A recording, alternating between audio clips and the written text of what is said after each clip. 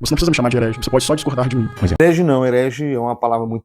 Mas palavra se dá para quem comete heresia. Você viu aí? Esse é o teor do vídeo de hoje.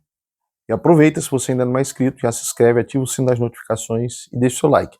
Vamos dar uma olhada aí no que, de fato, esse debate trouxe para nós e a gente comenta no final. Heresia. É isso, já em menos de 5 minutos produziu o herege, que na história da humanidade produz a fogueira, que na história da humanidade é a autorização para matar. Eu o chamei de herege porque, de fato, quando você tem uma afronta direta a um princípio fundamental de uma fé, isso é heresia. E lá no Seminário Batista, certamente você aprendeu isso. Se te ofende, se te deixa chateado, te chamar de herege, é só você deixar de relativizar a verdade dos textos bíblicos, é só você deixar de tentar culpar o apóstolo Paulo, que é o maior apóstolo que escreveu as principais cartas doutrinárias, e dizer que o apóstolo Paulo, indiretamente, é responsável pelo feminicídio, pela morte das mulheres. Agora, se você vem para esse debate aqui com toda a disposição de dizer que eu destilo ódio, de dizer que eu sou responsável com o meu discurso por pessoas morrerem e irem pra fogueira, você tem que ter a envergadura de aceitar eu também dizer que o seu discurso é heresia. Esse é o Brasil que nós estamos vivendo. As pessoas querem praticar tudo que vem na cabeça, mas não querem ser rotuladas de acordo com as suas práticas. Você viu, assim que ele foi chamado de herege, ele já começou a fazer ali falas apelativas. Levou até para a Inquisição.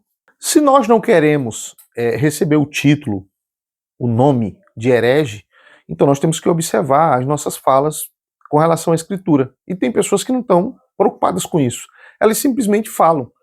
Mas na hora que elas são taxadas como hereges, aí o posicionamento é esse aí. O grande problema dos progressistas é que eles querem defender certas causas e não querem que ninguém fale nada.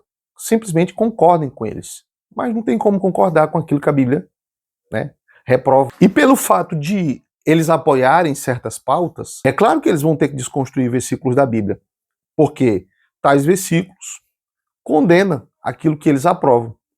Então não faz sentido concordar com o que a Bíblia diz, sendo que você está defendendo outro tipo de causa. E uma das questões assim que eu acho muito curiosa é que esse pessoal, porque não é só ele, né? São vários, eles sempre colocam toda a carga sobre os cristãos da igreja, que muitas vezes eles dizem fazer parte. Eles colocam essas cargas, dizendo que os cristãos são preconceituosos, são intolerantes, são rudes, são arrogantes, não têm amor para com o próximo, e eu não vejo esses mesmos discursos sendo falado para as pessoas que de fato têm tolerância contra a fé cristã. Nós não vemos eles pregarem isso para o outro lado. Eles só falam isso se referindo à igreja. E essa é uma das falas preocupantes quando nós vemos pseudos pastores afirmando que o problema está na igreja e não nesses movimentos que eles defendem. Ou seja, eu não vi em nenhum momento esses progressistas defenderem a igreja quando é ridicularizada no carnaval, é ridicularizada até mesmo nos seus cultos.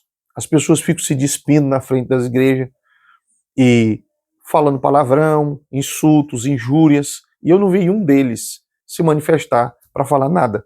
É por isso que, assim, a gente sabe que, na verdade, a maioria usa só o título para dizer que é, de fato, um líder religioso, que pertence a uma igreja, para poder ter esses tipos de fala, para dizer que está representando ali a igreja, e quando na verdade não.